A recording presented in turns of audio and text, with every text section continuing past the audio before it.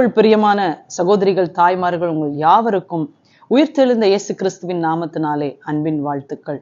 இந்த காலை நேரத்திலும் கூட நீதிமொழிகள் 14ஆம் அதிகாரம் 1ஆம் வசனத்தை நாம் தியானிக்க போகிறோம். புத்தியுள்ள ஸ்திரீ தன் வீட்டை கட்டுகிறாள், புத்தி இல்லாத ஸ்திரீயோ தன் கைகளினால் அதை இடித்து போடுகிறாள். ஒரு வீட்டை கட்டுவது என்பது சாதாரணமான காரியம் அல்ல. புதிதாக வீட்டை கட்ட வேண்டும் என்று சொன்னால் அதிகபட்சம் 6 மாசம் ஆகிடும், அல்லது 1 வருஷம் கூட ஆகிவிடும். ஆனா ஒரு வீட்டை இடித்து போடணும் அப்படின்னு சொன்னா 1 நிமிஷத்துல 1 நொடி பொழுதுல அதை இடித்து விடலாம். சோ இன்றைக்கும் கூட காலை நேரத்துல நாமே யோசித்து பார்க்க வேண்டும். நாம் நம்முடைய வீட்டை கட்டி கொண்டிருக்கிறோமா அல்லது நம்முடைய கைகளினாலே இடித்து போடுகிறோமா என்று சொல்லி 1 நிமிஷத்துல நம்முடைய குடும்பத்துல கோபப்பட்டு குடும்பத்தினுடைய உறவுகளையும் சரி, நம்முடைய குடும்பத்தில் இருக்கிற ஒவ்வொருவரையும் கையினாலே நம்முடைய நாவினாலே இடித்து போட முடியும். ஆனால் தேவனுடைய வார்த்தை சொல்லுகிறது, புத்தியுள்ள ஸ்திரீயாக நாம் இருக்க வேண்டும் என்று சொல்லி.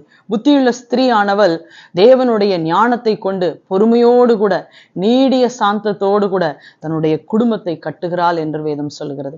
அந்த கண்மலையாகிய இயேசு கிறிஸ்துவை உங்கள் வீட்டினுடைய அஸ்திபாரமாக வைத்திருக்கும் பொழுது எப்பேற்பட்ட பெருவெல்லம் மோதி அடித்தாலும் அதை எதையும் செய்திடவே முடியாது, அசைத்திடவே முடியாது. உங்க வீட்டில் உள்ள கணவரையோ பிள்ளைகளையோ எதையும் செய்திட முடியாது. எந்த சூழ்நிலையும் உங்களை அசைக்க முடியாது. எப்பேற்பட்ட பெரிய போராட்டங்கள் வந்தாலும் அந்த கண்மலையாகிய கிறிஸ்துவின் மீது உங்கள் அஸ்திபாரம், வீட்டினுடைய அஸ்திபாரம் போடப்பட்டிருக்கிறதுனால எதையும் செய்ய முடியாது. இந்த காலை நேரத்திலும் கூட தேவனுடைய வார்த்தை நமக்கு நேராக வருகிறது. புத்தியுள்ள ஸ்திரீ தன் வீட்டை கட்டுகிறாள், புத்தி இல்லாத ஸ்திரீயோ தன் கைகளினால் அதை இடித்து போடுகிறாள். இன்றைக்கும் கூட ஒருவேளை உங்களுடைய கரத்தினாலோ அல்லது ஞானமற்ற செயலினாலோ நான் இடித்து போட்டு விட்டேன் என்று நினைக்கிறீங்களா? இன்றைக்கு இயேசு கிறிஸ்துவின் நாமத்தினாலே கர்த்தர் திரும்பவும் கட்டுவாராக.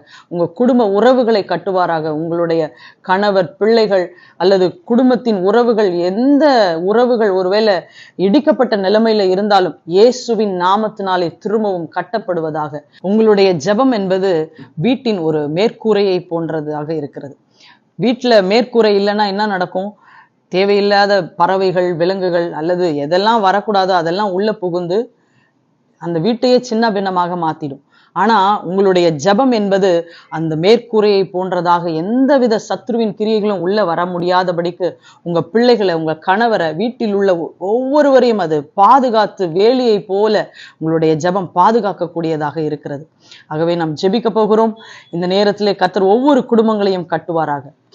அன்பின் தகப்பனே, இந்த அருமையான காலை நேரத்திலே இந்த வார்த்தையை கேட்டுக்கொண்டிருக்கிற ஒவ்வொரு குடும்பங்களுக்குள்ளாக, வீடுகளுக்குள்ளாக உம்முடைய கரத்தை நீட்டும்படியாய் நாங்கள் ஜெபிக்கிறோம். ஆண்டவரே, புத்தியுள்ள ஸ்திரீ தன் வீட்டை கட்டுகிறாள், புத்தி இல்லாத ஸ்திரீயோ அதை கைகளினால் இடித்து போடுகிறாள் என்று சொன்ன வார்த்தையின்படியாக ஆண்டவரே, இடிக்கப்பட்ட ஒவ்வொரு குடும்பங்களையும் ஆண்டவரே தேவ ஞானத்தை கொண்டு உம்முடைய ஆண்டவரே ஸ்தோத்திரம் பொறுமையை கொண்டு நீடிய சாந்தத்தை கொண்டு திரும்பவும் கட்டும்படியாக பரிசுத்த ஆவியானவருடைய துணையோடு கூட கர்த்தாவை ஒவ்வொருவருக்கும் நீங்க கிருபை செய்ய வேண்டுமாய் நாங்கள் ஜெபிக்கிறோம். ஆண்டவரே, குடும்ப உறவுகளை எல்லாம் கட்டுங்கப்பா.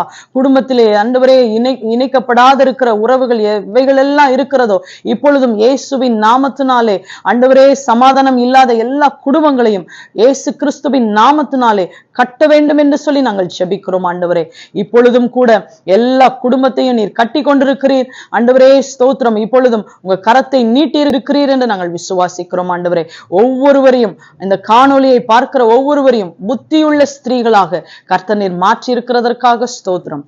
இயேசுவின் மூலம் பிதாவே, ஆமென். கர்த்தர் ஒவ்வொருவரையும் ஆசீர்வதித்து பலப்படுத்துவாராக. உங்கள் குடும்ப உறவுகளை எல்லாம் கர்த்தர் திரும்பவுமாக கட்ட போகிறார். God bless you. Have a blessed day. Amen.